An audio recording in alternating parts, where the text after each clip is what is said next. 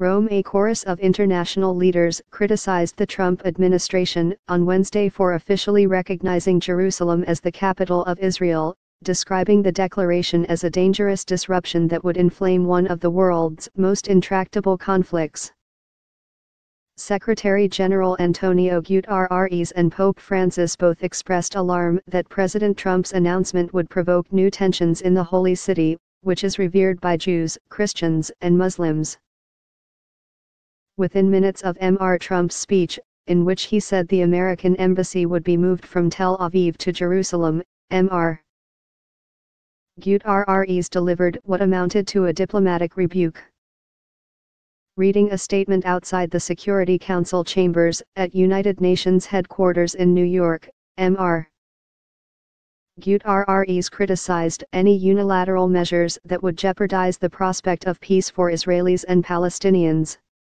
The message was clearly directed at the Trump administration's departure from decades of American policy.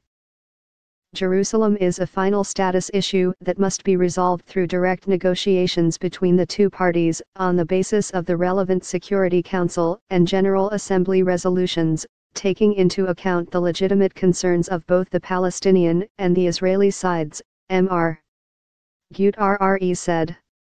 In this moment of great anxiety, I want to make it clear, there is no alternative to the two-state solution, he said. There is no plan B.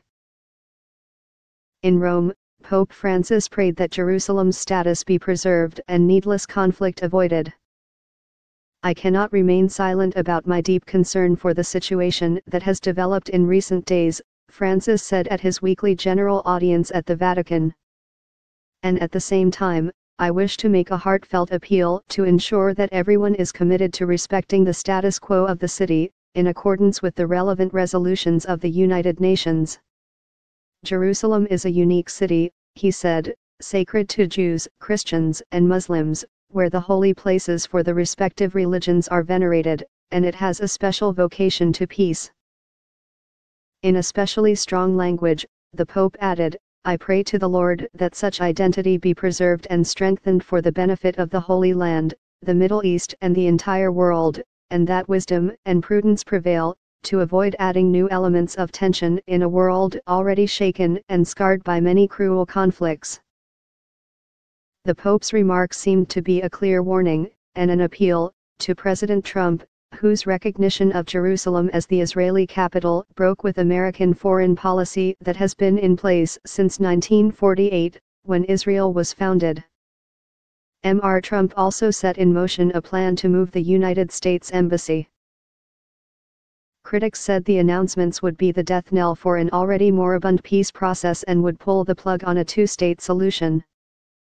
The change in policy, they say, removes any pretense that the United States is a neutral broker for peace, and Palestinians and other Arabs in the region will view the Trump administration as an extension of Israel's right-wing government.